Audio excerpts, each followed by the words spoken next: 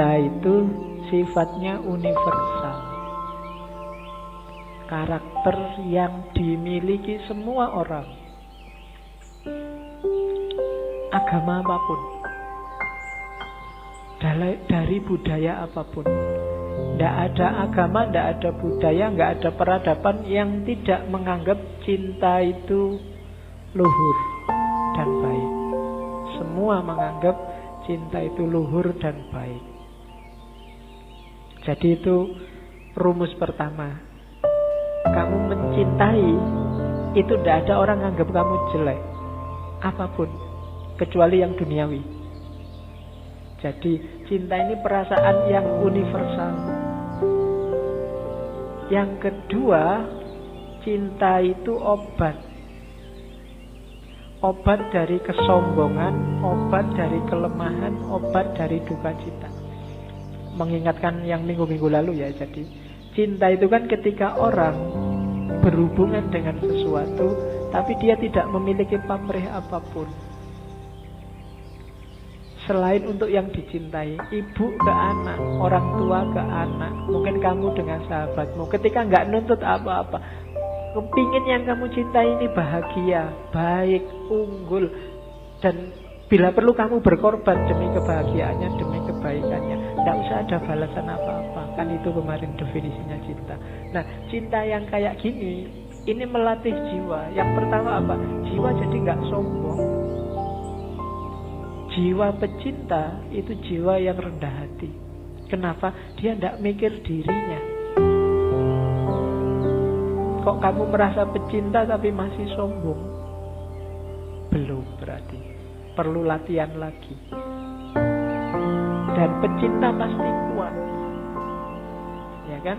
Jiwa yang kuat itu kan jiwa yang dia selalu ingin memberi, tidak minta-minta, tidak ingin dibalas.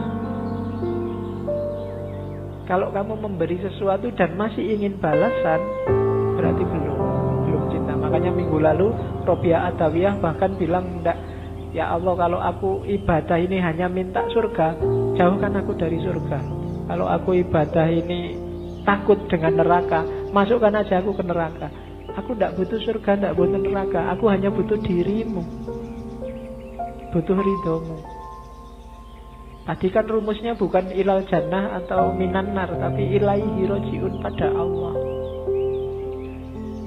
Sering saya ilustrasikan surga dan neraka itu kayak semacam iming-iming biar kamu jalan menuju Allah. Kayak orang tuamu ngasih, belajar loh, nanti kalau belajar rajin tak beliin sepatu.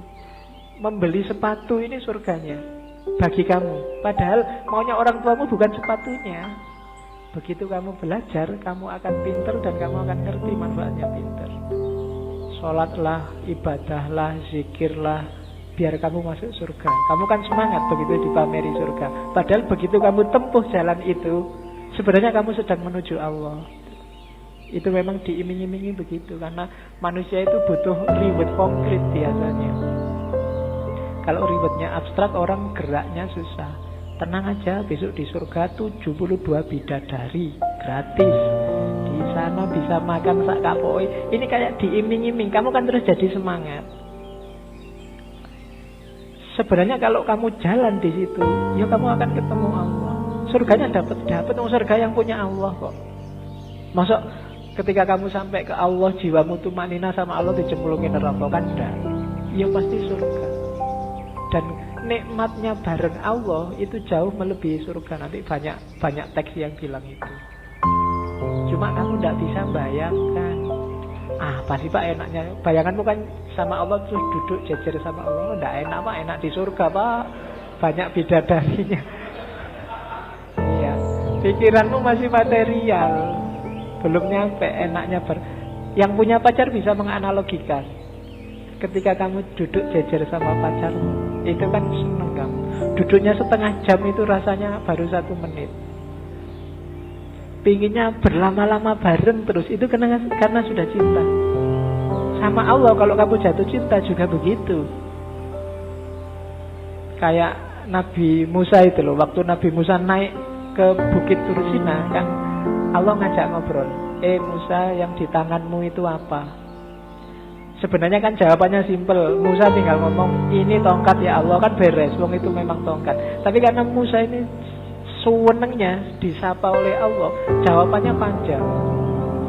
Ini tongkat ya Allah. Tongkat ini kalau saya pukulkan dia bisa jadi ular. Kalau saya angkat, jawabannya panjang itu. Ya kalau Allah mau bilang, emangnya aku tidak ngerti. Loh, tapi Gusti Allah ngerti dan ya dibiarin aja, ya enggak dimarahin. Kenapa? Karena sudah saling jatuh cinta. Bareng sama Allah itu enak. Kok kamu masih membayangkan, belum terbayang Pak enaknya bareng sama Allah itu, memang berarti kamu belum jatuh cinta sama Allah. Ya latihan jatuh cinta. Orang Jawa punya rumus, tresno jalaran soko kulino. Ayo dikulinakan sama Allah, apa dikulinakan itu? Dibiasakan akrab sama Allah, nanti kamu akan jatuh cinta. Entah kapan nanti kita akan ngambil sesi cinta lagi. Saya ingin ngangkat Ghazali. Ghazali konsepnya lebih konkret, jalan untuk mencintai Allah. Tapi kapan-kapan, jangan cinta terus, nanti kamu mabuk. Oke, terus. Nah, cintalah yang bikin alam semesta ini bergerak. Nanti Rumi punya teori evolusi yang khusus, tapi saya tidak akan sampaikan sekarang. Kapan-kapan Rumi nanti akan banyak sesinya. Jadi gara-gara ada cinta ini loh, alam ini bersatu dan berpisah. Orang tua sama anak habis bersatu berpisah. Berpisah ini juga tanda cinta. Kalau orang tua tidak mau nyapih anaknya, padahal berat nyapih anak ini, tidak tego nyapih anaknya, tapi harus disapih. Kenapa? Karena cinta. Jadi pertemuan dan perpisahan itu banyak ya karena cinta. Kamu melepas masa mudamu menuju masa dewasa. Janjane pinginmu mbok saya muda terus, nggak bisa. Hidup itu ada pertemuan, ada perpisahan, dan biar jalannya on the track, dasarnya harus cinta.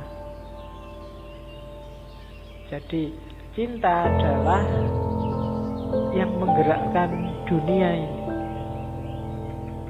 Dan cinta yang bikin kita karakternya, kalau bahasanya Rumi, menuhan. Semakin tulus kita cinta pada apapun, karakter kita akan semakin menuhan. Menuhan itu semakin spiritual. Tidak ada pamrih, tidak ada tujuan-tujuan apapun selain Allah. Itu yang kalau dalam agama disebut ikhlas. Jadi ciri sejati cinta itu justru ada pada ikhlas. Ikhlas itu kamu beribadah, satu-satunya target adalah keridhoannya Allah.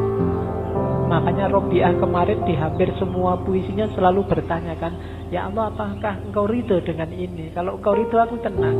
Sebelum aku yakin engkau ridho, aku ini masih gelisah.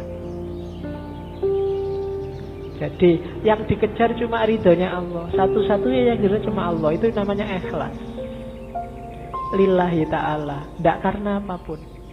Ya Allah, aku amal baik ini, semoga engkau ridho ya. Jadi yang ada di pikiran itu selalu nyali ridhonya yang dicintai. Sama kayak kamu pacaran itu kan, selalu mikir, ini pacarku kalau gini seneng gak ya? Kalau tak bawa ini nih mau gak ya? Kalau kan yang dipikir di pikiranmu selalu yang kamu gak pernah mikir dirimu sendiri kan?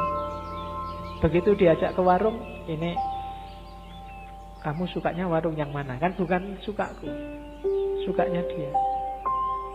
Jadi ketika orang jatuh cinta, egonya hilang. Dia tidak ngomong aku lagi, tapi ngomong kamu. Kalau kamu jatuh cinta ke Allah juga, bukan akumu lagi yang bilang, tapi ridhonya Allah.